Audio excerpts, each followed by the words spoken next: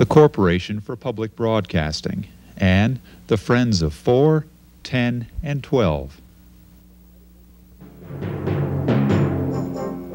From Idaho Public Television's election headquarters, coverage of the Idaho vote.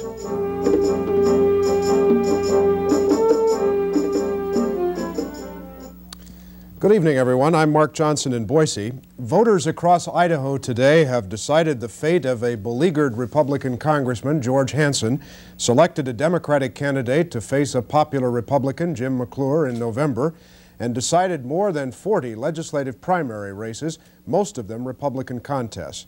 For most of the rest of this evening, we will be here at our election headquarters in Boise for what we think will be the most complete primary election coverage you're going to find in Idaho tonight. We expect the first of a long night of numbers to come trickling in just a matter of a few minutes. We'll get to those results as soon as they are available to us tonight. I'd like to take just a moment here at the outset to sketch in exactly what it is we will be doing tonight, the outlines of our coverage, one of the most ambitious live statewide productions public television has ever undertaken in this state. We are delighted to have with us tonight two former Idaho governors who, between them, if I calculated correctly today, have in the neighborhood of 50 years of active political experience in this state. Former Republican Governor Robert Smylie and former Democratic Governor and Interior Secretary Cecil Andrus will be with us throughout this evening to provide analysis and commentary. Gentlemen, it's delightful to have you here. Thank you very much, Good Mark. to be here, Mark. We don't have any firm figures yet, but the best guess has been that the turnout today has been somewhere in the neighborhood of 30%. We were talking just a moment ago, it'd probably be lucky if it's that high. I talked to some people in Pocatello half an hour ago. They said the turnout over there was very light. Where I polled today here in Boise, they said that it had been light there. So I suspect that we're looking at 25% to a high of 30%. 41%, the figure in 1982. Why so much lower this time? Any thoughts on that, Governor Smylie? Well, I think, Mark, that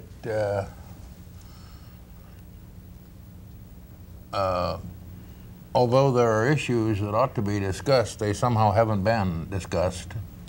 And I think as far as the public's concerned, they had an election and nobody came. Yeah, well, I think that's I think there was just no interest.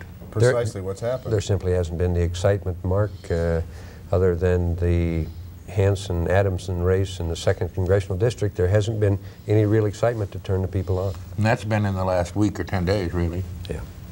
Okay. Well, we'll come back and we'll talk about the Hansen-Adamson race. We will also tonight at various points be going to public television stations in Moscow and Pocatello for analysis. University of Idaho Political Science Department Chairman Al Rouillet will be in Moscow with us throughout the evening. My colleague, KISU television producer Paula Wissel, will report and analyze tonight from Pocatello. And we will go from time to time, although there is a decided lack of activity there at the moment, to a Republican Party election gathering tonight in Boise, where we expect later on to talk with several of the legislative candidates who will emerge from Republican primaries victorious tonight. There is no question really about the race in today's election. It has drawn the most interest, the most controversy, and the most speculation. The race, of course, is the one we just mentioned, the 2nd District Congressional contest between incumbent Republican George Hansen and Jerome prosecuting attorney Dan Adamson. It is the race that we will watch more closely than any other here tonight. A little background now from Paula Wissel. Out of there on a close curve.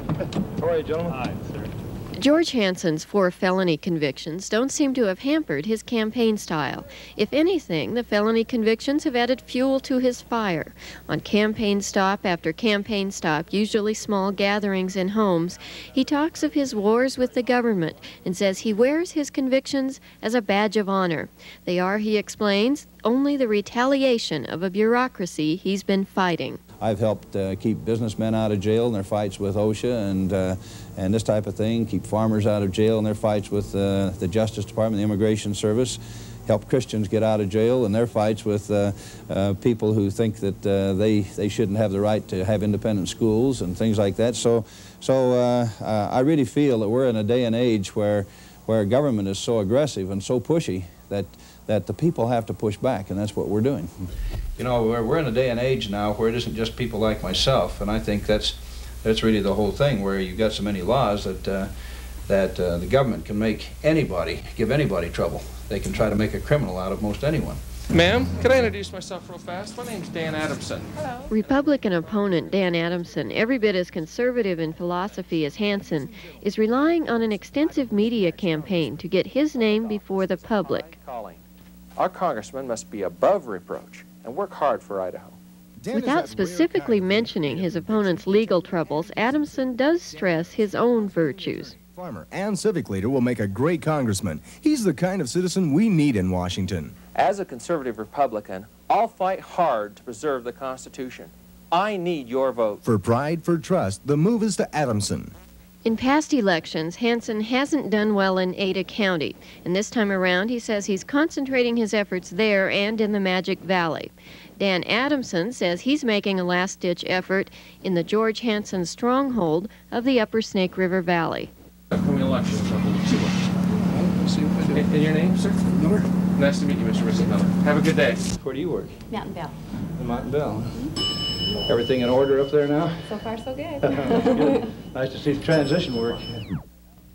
We have the first numbers in the Hansen-Adamson race. These are absentee ballots that were counted in Madison County. That's the Upper Snake River Valley country and George Hansen's stronghold. I'm not sure that absentee ballots always mean very much, but these are the numbers. Adamson is off to an early lead there, 47-13. And those are absentee ballots in Madison County, which has been a George Hansen stronghold for a long time. I think we actually have that backwards, I'm sorry to say. We've made our first mistake already. 47 votes for George Hansen in Madison County absentee and 13 for Dan Adamson. We just had that reversed on our graphic there. Do the absentee ballots, do they serve as any kind of indication usually?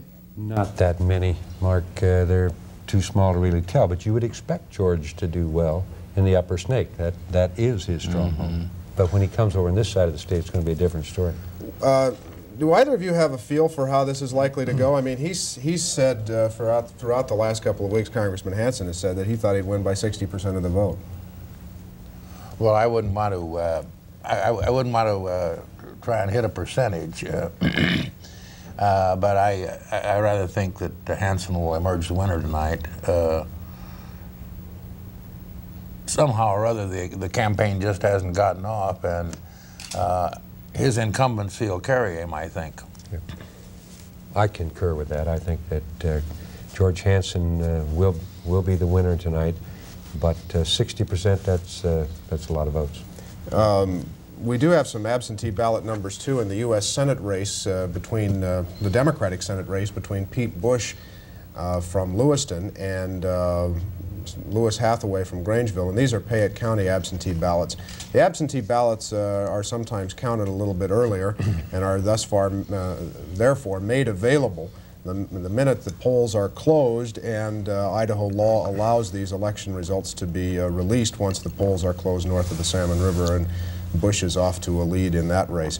Are either of you surprised at the lack of interest in that race, Governor Andrus?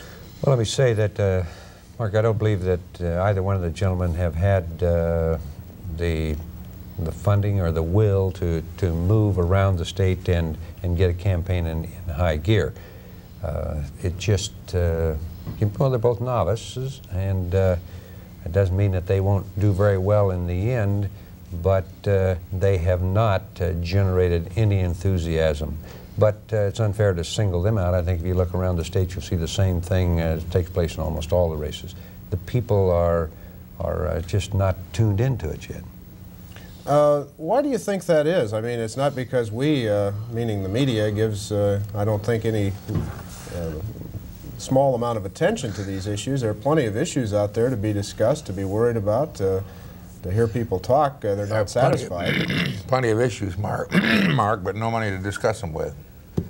Well, neither of these people are going to attract any attention unless they're willing to get rid of $250,000 in this day and age. And that's a disaster and a distress to me, but I think it's a fact.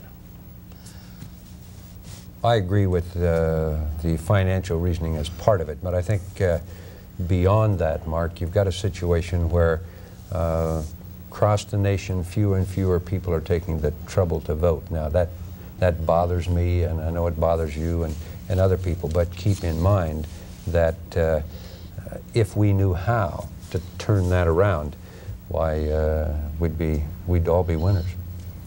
Other than the top of the ticket races, Congress, the U.S. Senate, and the presidential preference primary, of course, which is also taking place in Idaho today, we're going to focus on about a dozen key legislative races from around the state. Most of these are Republican primaries. We're calling them trend races because, in a way, they could say a good deal about which direction the Republican Party in this state is moving. Here's a look at the races, at least a handful of them, that we'll be watching tonight. In Ada County tonight, we'll be keeping a close watch on Republican Chris Hooper's efforts to hold on to his job in the House of Representatives. He is one Republican moderate who is facing a conservative challenger. Ada County also features the only head-to-head race between incumbents: moderate Jerry Deckard from Eagle, conservative Lyman Winchester from Cuna. Elsewhere, many primary races across Idaho feature moderate Republicans taking on more conservative incumbents. Tom Stivers, the House Speaker from Twin Falls, a Republican, has one such challenge. The same story with a key Stivers lieutenant, Republican Gordon Hollifield in Jerome.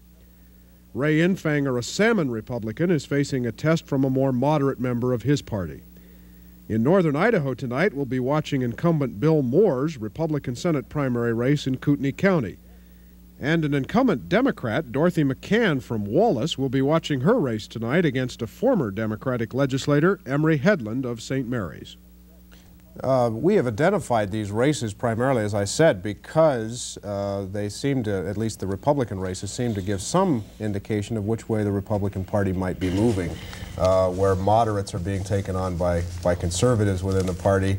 And in several of those cases, conservatives, like Gordon Hollifield, John Brooks in the Magic Valley area, are being challenged by people who are somewhat more moderate in the party than they are. You think that's going to tell us anything about the direction the Republican Party is moving from a Democrat? Well, far be it from me to know what's going on in that other party, but I would say that personalities in this state have more to do with it in getting the people to turn out, and also to how a local election, including legislative races, will turn out. And I just don't think that you can typecast the people of Idaho that they will go to the polls and vote one way. Swan Falls has been a big issue in several of those Magic Valley races. And that might give us, I don't know whether that'll give us a clue about where subordination foes on the one hand have been taken on by subordination proponents. That's the case with Hollifield and Brooks, at least. But there's so many complexities in that issue that it's difficult to get a broad range of the general public out there to understand it.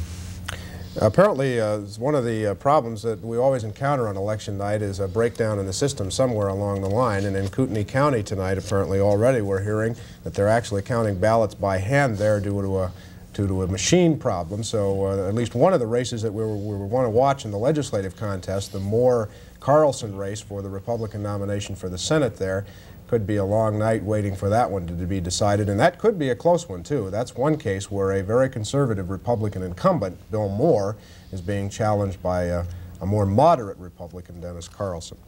Voting was actually interrupted in Blackfoot today after elections officials there received a bomb threat. Bingham County Elections Clerk Gene Epslin said polling areas in Blackfoot Junior High School were closed for about 30 minutes during the lunch hour today after the threat was received. 2 law enforcement officers stood watch over the building while investigators searched for explosives. No bomb was found. Voting at the primary election voting station then resumed there this afternoon. One other issue that is, in a way, a dominant factor in this election, and perhaps a dominant factor for a long time to come in Idaho politics, is the issue of reapportionment. It has thrown at least one set of incumbents together in an election, a legislative election tonight. It has contributed undoubtedly to a lot of the confusion and to the low voter turnout today. We have a little background on that now from Gene McNeil. This is the community of South Post Falls, not far from Coeur d'Alene. 2 years ago, this area found itself cut off from the rest of Kootenai County and put in District 5, a narrow 100-mile strip along the Washington border dominated by the populous Latah County. It was districts like that led the court to throw out the legislature's reapportionment plan and adopt the one known as 14B, under which today's elections are being held. 14B follows county lines as the Idaho Constitution requires, but it also creates 7 large districts and adds 21 members to the legislature. Lawmakers said 14B was unwieldy and would cause confusion, and they spent much of last session trying to kill it. But Bill Heller, one of the plaintiffs in the case, believes the old plan caused voter apathy and was unfairly gerrymandered in favor of incumbents and the majority Republicans. He's pleased with 14B. I think the long-run effects of 14B are going to be precisely the opposite of what the effects of gerrymandering are. I think that we will see fewer uncontested races, which means that the voters will have greater choices statewide. I think that we will have greater participation on all levels. Most observers believe that 14B will mean increased power for Idaho's cities. Boise, in particular, will have more clout next year. But as to which party will benefit, the political pros, as you'd expect, have very different opinions. From an overall statewide standpoint, on reviewing the candidates, the elections that are coming down the pike, 14B is going to be very good for the Republican Party. It's going to increase the percentage of Republicans in the legislature. Risch says with a little luck, the Republicans could even get the 2/3 necessary for a veto-proof Senate. But Democrat Pat Costello doesn't think that's in the cards. Well, overall, I don't think we'll see any dramatic changes, particularly in the state Senate this year. I think the Democrats will pick up quite a few House seats, more than we presently have. And so it goes. Both sides claiming premature victory, as political etiquette says they must, and nobody really knowing. The one thing both sides do know, though, is that 14B has changed the rules of the game. And with the power of the governor's veto stamp hanging in the balance, this game is being played for very high stakes. We have some additional results, and these are the first, perhaps meaningful results of the evening in the Hansen-Adamson race. These are mostly Twin Falls precincts, 30 precincts reporting, 7% of the total vote in the 2nd Congressional District, and Dan Adamson holding about a 2 percentage point lead over incumbent Republican George Hansen. These, again, 7% of the precincts in the 2nd Congressional District, a total of 30 precincts in Twin Falls, most of them in the city of Twin Falls. I'm just looking here, governors, at the way George Hansen ran in Twin Falls County in 1982, or 1980, I should say, the last time he had a primary challenge, and that was against Jim Jones, who's now the Attorney General. And he ran behind by about that margin, slightly more than that margin against Jones in Twin Falls County. So that's never been a real Hansen hotbed. Magic Valley is not where he's going to do well, nor will he do well in Ada County. But Mark, when you go east of Burley, then that's George Hansen country. Do you, either of you as politicians, regardless of how you might feel about George Hansen, have some grudging admiration for the way he has turned what, gosh, just a couple of months ago looked like a horrendous political liability into what everybody believes is going to ultimately be a victory today? I defer to my Republican colleague. Mark, I thought when all this was unfolding, as it has been now for about 6 years, but the recent scenario in the federal court in Washington, that everybody who was commenting on it, and especially you media people, were forgetting that we're all against the government. Actually, that's a great American tradition, to be against the government. And George has reached in there and grabbed that with a masterful stroke. He's now running against the government, although he wants to be a part of it. And I think I've got to admire it. As a technician, it is really a beautiful job. Whether it is the kind of thing you'd be proud of in the long run, I don't know. But well, I don't know that I'd use the word admiration, but I would say that it's been very effective. That George has always run against the government. As you think back in all of his races, he has basically ignored his opponent, and his campaign has been anti-government of all types. And that's been very effective. I've bet against him in the past, and I haven't done very well, so I respect the ability to get the votes, but I might quarrel over the language. Well, I think an old friend of yours and mine, both Bill Hall, the editorial page editor of the Lewiston Tribune, has said that a lot of reporters have made a career out of underestimating George Hansen, and I guess politicians have made careers out of the same thing. Absolutely right. Again, just a quick recap, 51-49, Adamson is the earliest lead that we have so far tonight, and those are mostly votes in Twin Falls County and in the city of Twin Falls. Let me go back just briefly to these reapportionment, some of these questions raised by reapportionment. I think the conventional wisdom has it today that a lot of the confusion and perhaps the low turnout has been because there has been so much confusion in the minds of the public, or the perception that there has been confusion because of reapportionment and the delay and the confusion about when the primary was going to be held and where the districts were going to be drawn. Do you buy that, Governor? No, I do not buy that. I think that if you look at the people at large, they're not confused by it. The confusion, the question, the animosity, the litigation has always stemmed from incumbent office holders.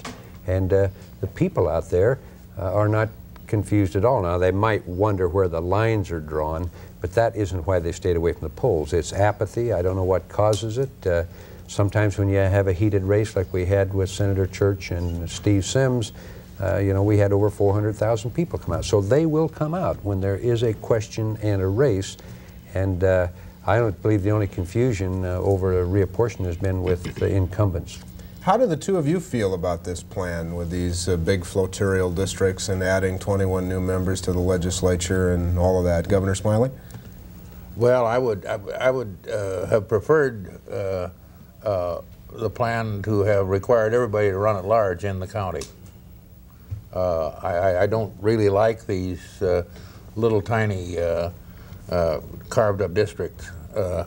In Canyon County, for instance, I believe they're running right in the county at large, and I think you'll get a more representative representation on that basis than you will as opposed to with a little county tiny district. Right. You get a parochial type representation from parochial type districts, and I think the bigger they are, the better. Look, and let them all run against each other.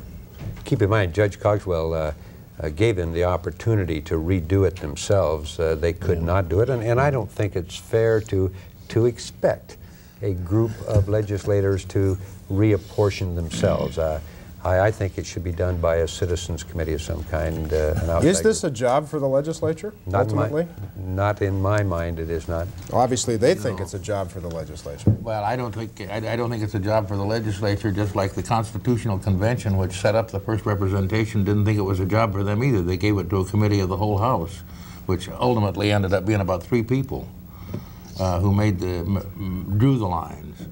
And it went back to but it wasn't the legislature that drew those lines, it was the Constitutional Convention. A commission, if you please. We have some results now. First, in the presidential preference primary today. It's being called a beauty contest, really, because it has very little to say about who will actually wind up in Idaho receiving the convention delegates from this state. Perhaps not surprisingly, it will probably turn out to be a Mondale-Hart race tonight, and our initial vote count indicates that that's just what is shaping up. 2% of the vote counted, and Walter Mondale with a 2 percentage point lead over Gary Hart. Nothing surprising there to you, gentlemen? No. Do you think this will be close in the popular vote and that the caucuses will go Mondale, as most everyone thinks? Yeah. You're a Mondale partisan. Yes, I'm a Mondale supporter. I think that the beauty contest will be close. It can go either way. But, Mark, I do expect Mondale to carry the caucuses quite handily. Yes, sir. I'll defer to Governor Andrus on that. He's my expert on Democratic divinations. Thank you. Thank you. We have the first results as well in the U.S. Senate race. These are first results in addition to those absentee we reported earlier. And Pete Bush is off to what would appear to be a fairly substantial lead, and my guess would be that that's very likely the way that this race will go. Not that either man has campaigned a whole lot in Idaho, but in the last few months, but certainly Pete Bush has been in the last few weeks at least around the state more than Hathaway. Yeah, but Pete Bush started early, and he did travel around the state. Maybe he did not get the recognition by the media, but Mark, he's been to Boise on 5 or 6 occasions that I'm aware of, and to the various Democratic functions where it counts to get himself known, a little recognition. And Mr. Hathaway's been here once. Okay, well, gentlemen, thank you very much. I'm Mark Johnson in Boise, and Idaho Public Television's coverage of the Idaho vote will continue.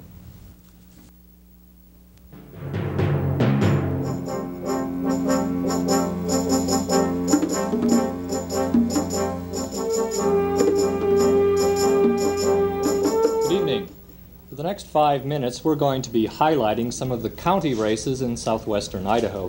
Joining me here tonight will be Dr. Orville Cope, a political scientist from the College of Idaho. And in this first 5-minute segment, we're going to be taking an in-depth look at one of those county races, this one a county commissioner's race in Ada County. In the District 1 race for Ada County Commissioner, conventional wisdom seems to have it that the 29-year-old Mike Johnson, Ada County coroner, should win handily over George Bennett, a rancher.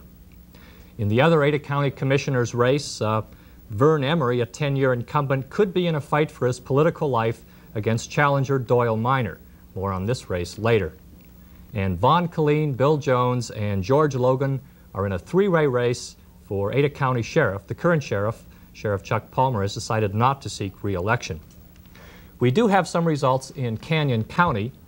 In Canyon County, Sheriff John Prescott is being challenged successfully by the man he beat in 1980, ex-Sheriff George Nurse, and by his former officer Roy Mullen. That's with 3 precincts showing. We'll give you an update on these and other county races in half an hour, but first, one of the hottest races in southwestern Idaho is between Ada County Commissioner Vern Emery and his challenger Doyle Minor. I spoke with both men recently, and I asked Vern Emery why the voters should return him to office. This is what he said. Well, I think that I've done a commendable, good job as county commissioner for the last 10 years. I've been in favor of good planning. I've been done a number of things with the legislature and helping county. I think I can do more of that. Emery is proud of his record, particularly his work with the county's paramedic program and the formation of a land use plan, which he says has resulted in more orderly growth. But what could be his Achilles heel in this campaign is an issue which, quite frankly, he has had little control over, Boise's downtown redevelopment. That and the 2 lawsuits involving Sheriff Chuck Palmer. And because of that, our present coverage is going to be gone. So they're going to go to Lloyd's of London to cover our law enforcement people. It's that bad. If Taubman is not successful by the first of the year, I would be pushing very, very hard to have something happen elsewhere if downtown is not developed soon. Emery's opponent is hardly a newcomer to politicking. Doyle Minor spent 7 years on the St. Anthony City Council and 8 years in the state legislature. He was also director of the State Board of Pharmacy for 2 years. So how would things be different with Minor at the helm? Probably the main difference that I see at this point is the fact that I feel like I would get in, I'd ride the patrol cars with the sheriff's deputies, I'd be actively involved in buying the insurance for the county. I would be involved in every aspect from an administrative capacity. I feel strongly that our weakness in Ada County right now is lack of administrative direction. And we have a case where the staff has sort of taken over, and I believe that we need some administrative direction. If the number of campaign signs are any indication, Minor should win handily. But it's easy to underestimate Emery's strength because, well, it's hard to spot those Emery boards on the front lawn. As I read what my opponent is saying, I think that he would be classed as, I guess the term would be a far-right person. I think I have a concern about what he's going to do in terms of urban sprawl. I have a concern about the development of downtown Boise.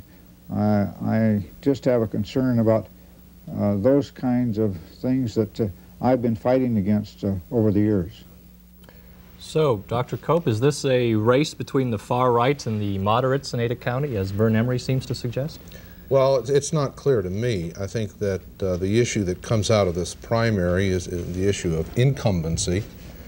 Whether it'll be a conflict between the left and the right, so to speak, may very well be determined not at this present time, but in the general election, with whoever wins this one, their opponent are going to have to force the Republican candidate to come out on the issues, particularly on the issue of growth and its relationship to Ada County. Well, we'll be back in half an hour with more county coverage.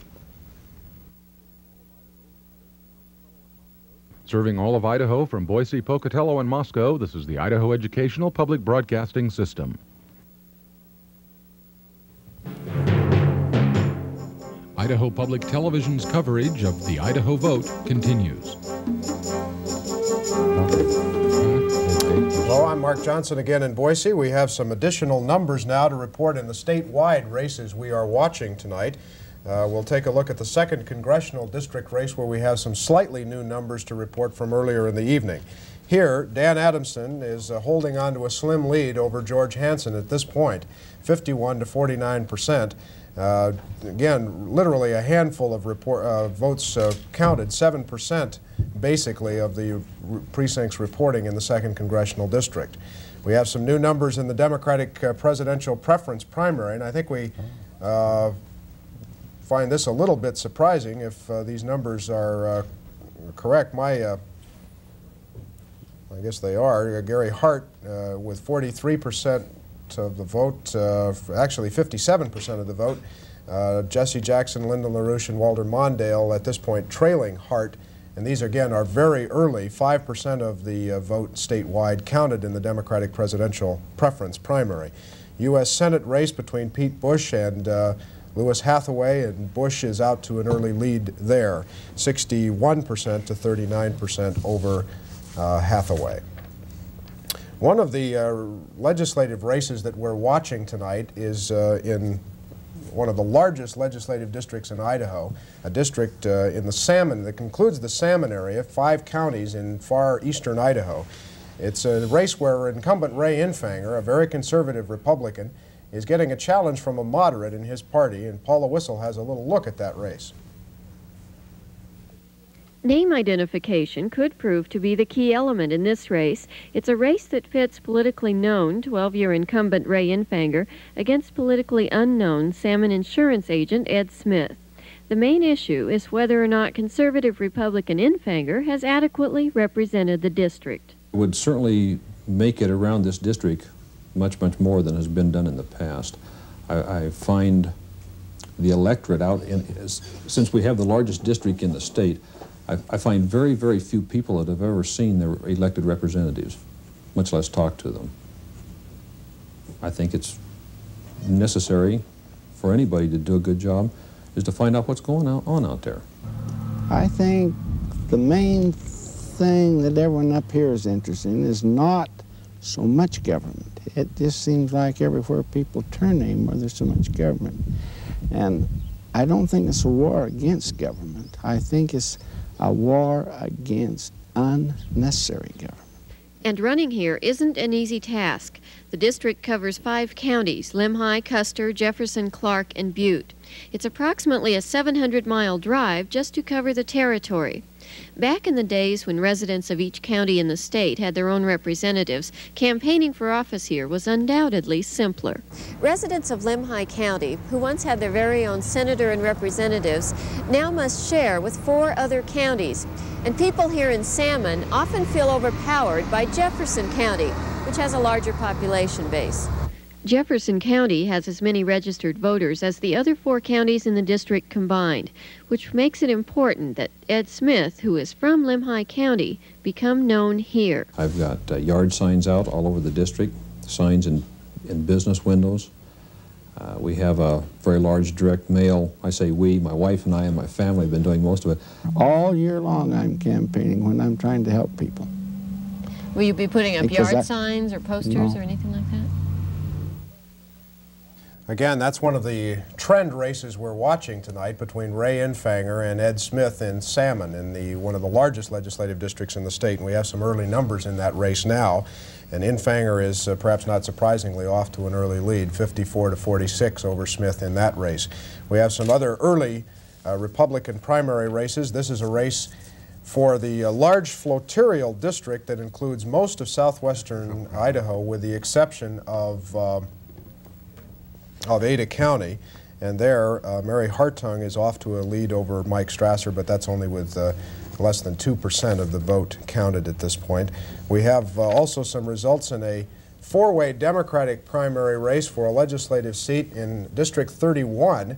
This is in Madison and Jefferson counties. And here, four Democrats basically couldn't decide who wanted to, who was best in line to take over for, try to take over for Mel Hammond, the retiring Democratic minority leader of the Idaho House. And at this point, Moss is off to a lead in that race, but again, with just a few percent of the vote trickling in at this point. Let me go back for just a moment, gentlemen, to the George Hansen-Dan Adamson race. Did Dan Adamson not run much of a campaign, or did he just have difficulty mounting a campaign against George Hansen? Pretty difficult to get a handle on George Hansen, and I think Mr. Adamson is learning that. But he just could not get it off the ground, and he spent a lot of money trying. I don't know whether part of that is a youthful look as compared to a long-time incumbent who has that organization out there. What's your reaction, Bob? Well, I think that Adamson should have probably started shooting with a rifle sooner than he did. You're not going to go get somebody like George Hansen without really delivering battle, and I don't think until the last 2 weeks that Adamson was giving high-powered attention to his opponent. Well, he had that problem of not wanting to alienate the Hansen Republicans so that they would be with him in the fall, but which kept him from maybe going really hard after. That's right, but we learned a long time ago, I think, that if you don't win the primary, they're not going to be general. Nothing worse in an election than a distressing lack of votes.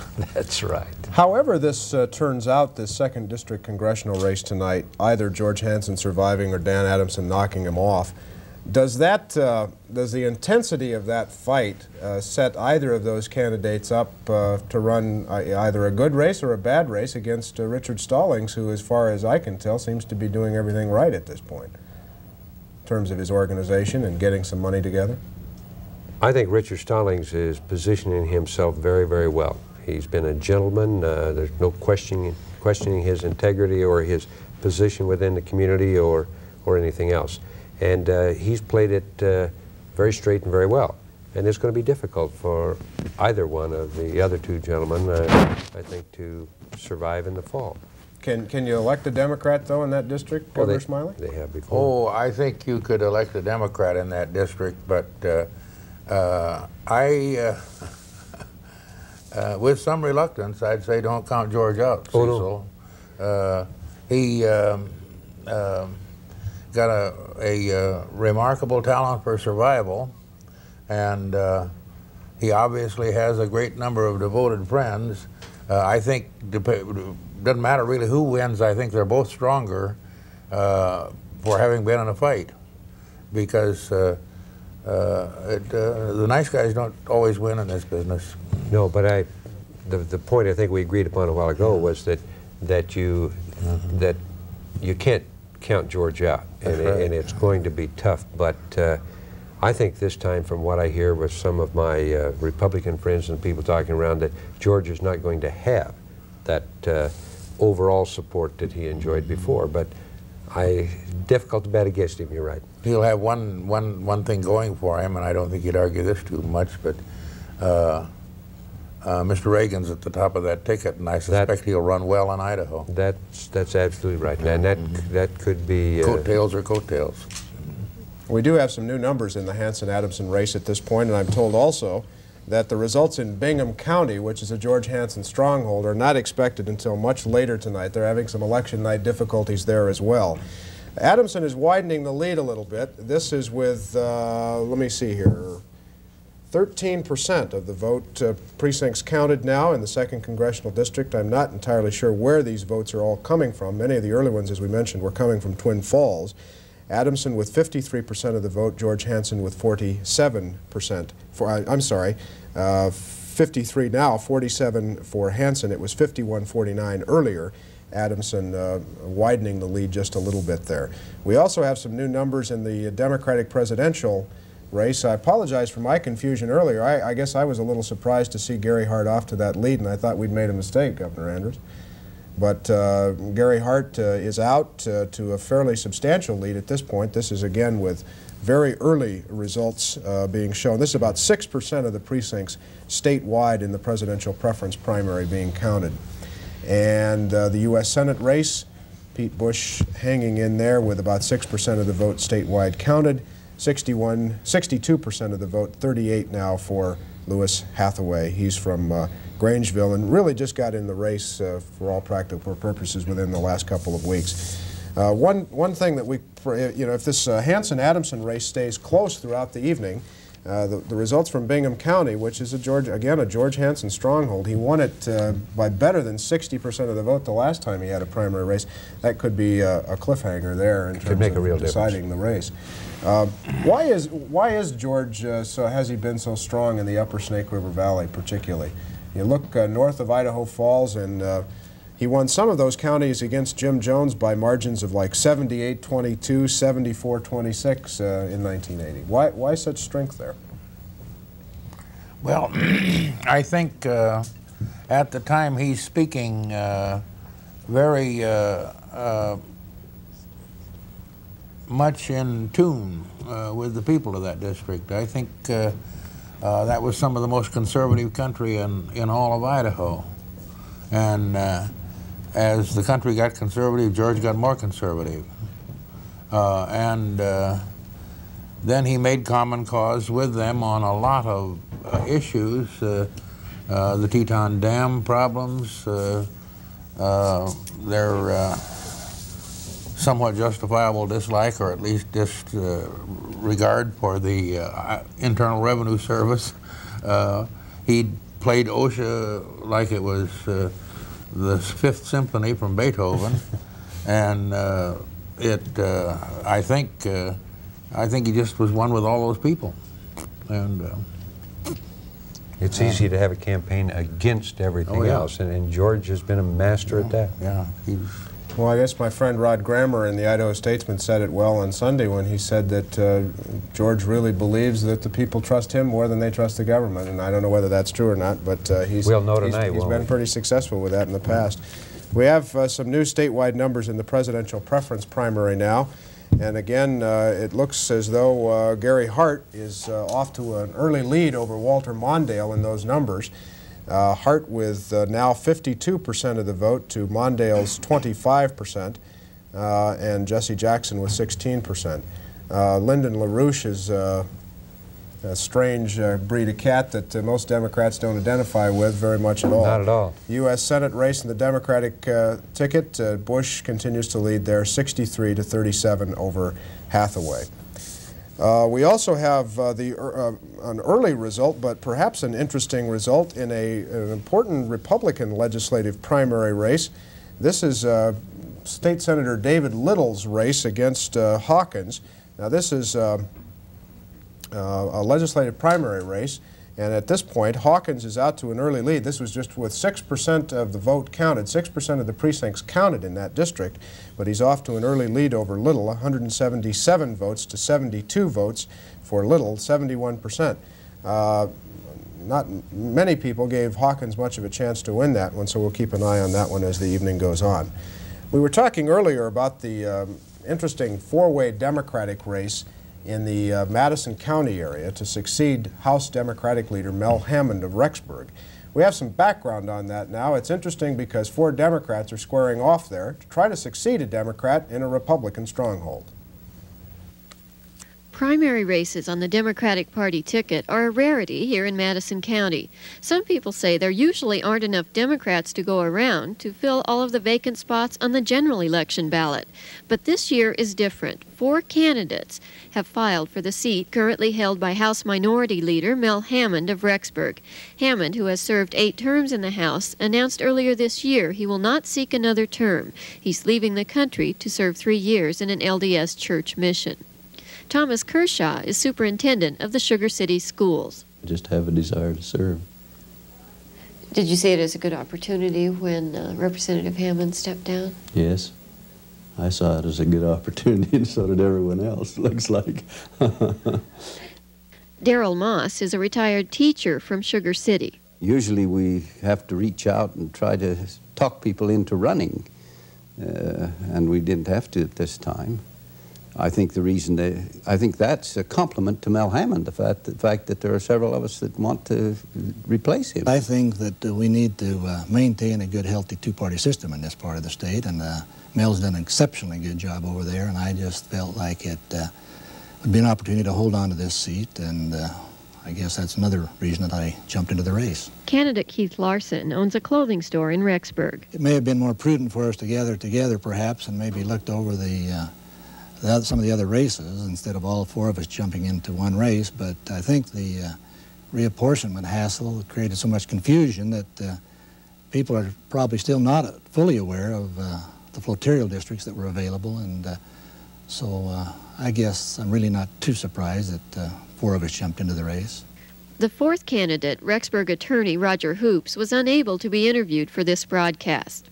If anything, this is a friendly race. We're all good friends. We see each other, you know, every day almost, and live in the same communities, and it's a very friendly race. I don't think anyone can find anything negative about any one of us.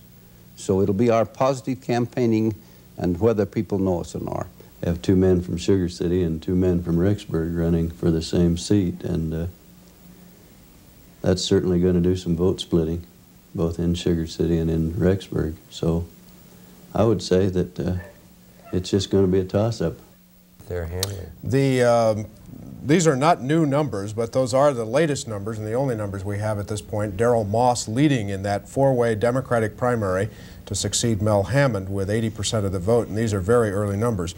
Governor Andrus, you're disagreeing with me about Madison County being a Democratic, or not a Democratic stronghold. Well, I think what you said was that it's a Republican stronghold, and I don't see Madison County as a Republican stronghold. I've carried Madison County, as you've just seen there. The Mel Hammond has been in the legislature for many years, as we've had other Democrats over there. Ray Rigby, a state senator from there. So it's a very close-knit community that looks the candidate over very, very carefully. But no, it's not a Republican stronghold. I have to get my disclaimer in. I always carried Madison County, too. A swing county, then, maybe yeah, we can say. I would agree with the swing county. All right. We're going to call in our resident experts from around the state now. First, Al Rouillet, who's in University of Idaho tonight at KUID television. Al is a political science, chairman of the political science department at the University of Idaho. He's our analyst in the north tonight. I guess the vote turnout is low, Al, and that we shouldn't be surprised by that. What's your analysis of why it is so low today? Well, I think the reason why it's so low is because of the lack of real interesting contest across the state, except the Hanson-Adamson race in the 2nd Congressional District. In the 1st Congressional District, there are no congressional races, and the only statewide race at the Bush-Hathaway race has just not generated much interest because they haven't been able to spend much money on media, nor do most people take either candidate seriously as really a contestant against Senator McClure. He just seems unbeatable. So, is that true in northern Idaho too, since Bush is from Lewiston and Hathaway from Grangeville? Well, I think that perhaps in Lewiston and Nez Perce County that they may have a chance of carrying the county in November, but I think that outside of Nez Perce County or Lewis County or Clearwater County that there's really no hope for a Democratic candidate against Senator McClure. I think Senator McClure carried every county against Dwight Jensen 6 years ago, so I really am not putting much hope in any Democrat being a serious contestant with Senator McClure. Paula Whistle is with us in Pocatello tonight at KISU television. She's our analyst there and is handling the local coverage for southeastern Idaho. Paula, I was mentioning a moment ago that I've been told that the vote is coming in very slow in Bingham County, and that could have something to say about how the Hanson-Adamson race goes tonight. Are you having trouble getting results there?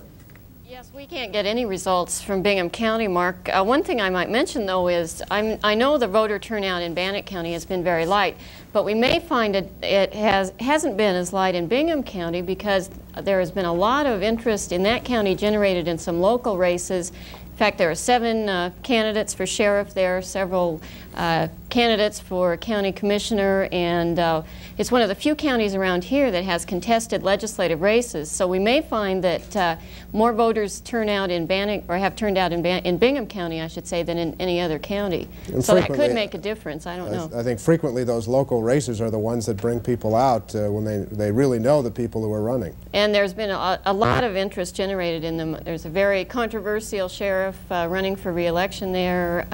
There are several, as I mentioned, contested legislative races there on the Republican side. So we'll just have to wait and see what happens. Cecil Cope is, or I should say Orville Cope is with us. I want to call him Cecil. That was an engineer we used to have here years ago. I'm sorry, Orville. Orville Cope is with us. He's a political science instructor at the College of Idaho in Caldwell. We have some interesting local races in this part of Idaho as well, but it didn't seem to affect the turnout very much today. It doesn't look that way, Mark, at all. My contention is you probably had a number of factors for the low turnout. It's primary time. Primaries are usually low, probably not as low as this in terms of turnout.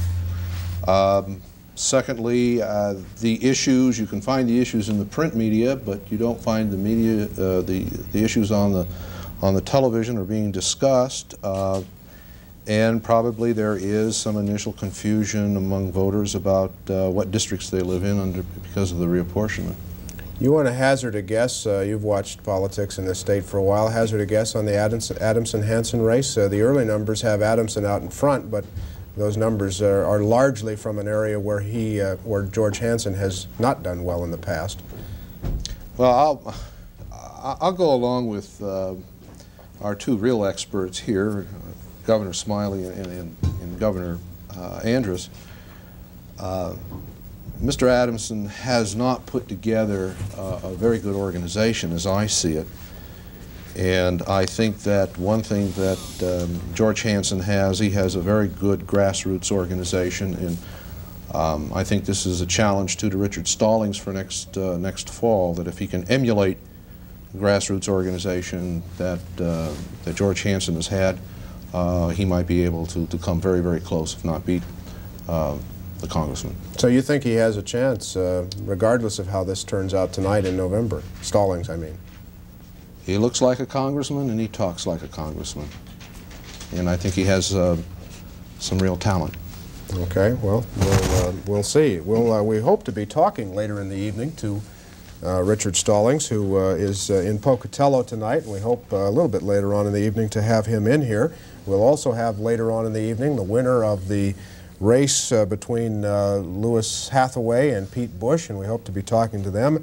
And we hope, as some of these races become a little clearer tonight on the legislative contests, that we'll be able to talk to some of the winners as well in those races from around the state.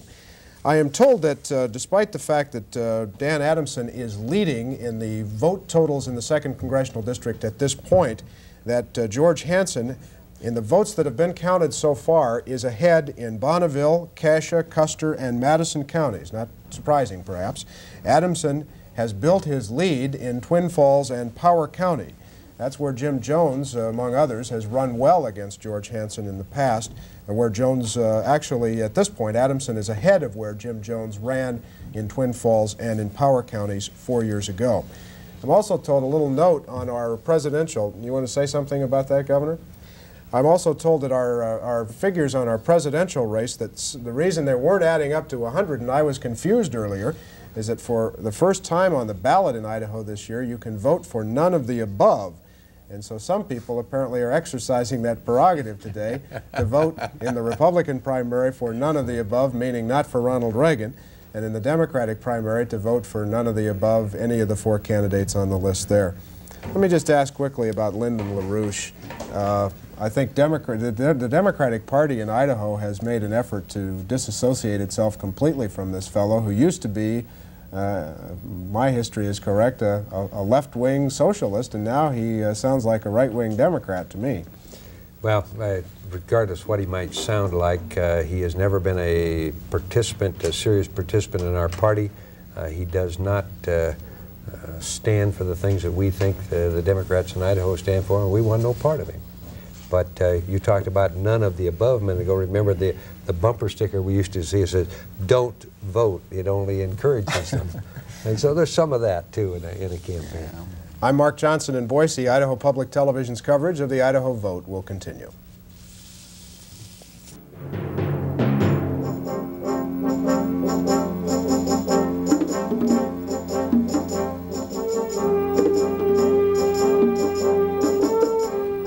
Good evening. For the next 5 minutes, we're going to be highlighting some of the county races in southwestern Idaho.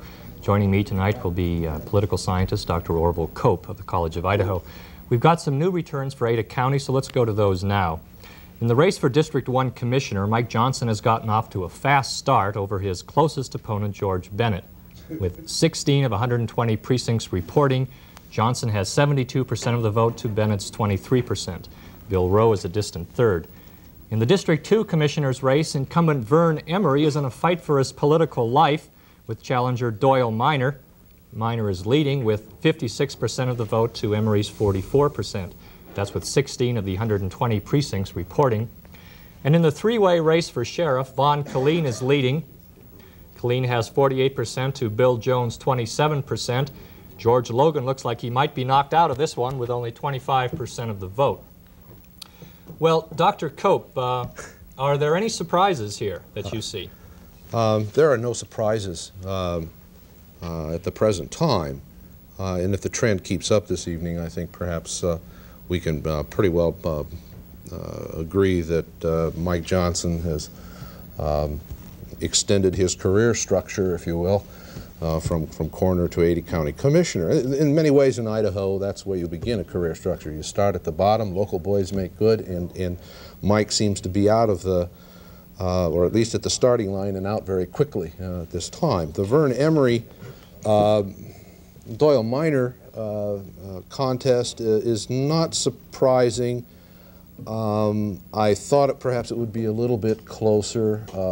As a political scientist, I usually let my data dictate to what my conclusions will be, and I'm going to wait a little bit on that one. But it looks like Doyle Minor is going to pull this one off. Well, let's look at some of the Canyon County results. Several incumbents in Canyon County are having to fight off ghosts of elections past. In the District 1 Commissioner's race, the incumbent Glenn Koch is leading former Commissioner Gerald Jensen. Koch was named to replace Jensen when Jensen resigned. Now it seems that Jensen wants his old job back, but he doesn't look like he's going to get it. The other incumbent, Commissioner Del Hobza from District 2, is losing badly to Nampa homemaker Joyce Chase and to Darrell Peterson, a Caldwell school teacher. And in the sheriff's race, to some perhaps the most interesting race in Canyon County, incumbent John Prescott appears to be losing not only to the man he beat in 1980, ex-Sheriff George Nurse, but also to everybody else. Leading the pack is Roy Mullen and Bill Anderson, both with 24% of the vote, and both ex-deputies of Prescott's. That's with 8 of the 43 precincts reporting. In Elmore County, 2 veteran county commissioners look like they might be returned to office. Incumbent Bud Riddle, an 18-year member of the board, is outdistancing his opponent Barry Peterson with 8 of the 18 precincts reporting. Riddle has 55% of the vote to Peterson's 45%. And in the District 2 Commissioner's race, 23-year veteran John Schrum has widened his lead over challenger John Heiler. Schrum with 56% of the vote to Heiler's 44%. And in the sheriff's race, David Purcell has got a comfortable lead over his opponent Merle Hillman. Purcell with 56% of the vote. The winner of this race will face the county's chief deputy Larry Olson in November. And regardless of who wins that race, it'll be the first time in almost 30 years that Elmore County has had a new sheriff. The reason being that Robert Mendiola is retiring. He's been sheriff for 28 years. Again, those figures are with 8 of the 18 precincts reporting. And in Gem County, where the present commissioner from District 1 is retiring, Dorothy Hartgrove has pulled ahead of challenger James Fennell. Fennell with 40% of the vote, Hartgrove with 60% of the vote. The big race in Gem County, like it is in most counties, appears to be for sheriff. We've got races on both the Republican and Democratic ticket. Sheriff McConnell appears to be heading for a victory over challenger Mick Chapman. And Tony Scoro appears to be making a comeback. He's a former Gem County Sheriff, and he's leading handily over the challenger Michael Priest, the current Emmett Police Chief. In Boise County, with 4 of the 6 precincts reporting, Oscar Baumhoff, the incumbent commissioner, is maintaining a large lead over his closest rival, Gerald Storr. That's not the case with the other incumbent, Elzie Jensen. He's losing to his Lohman opponent, Ellen Shaw. We'll be back with these and many more county returns in half an hour.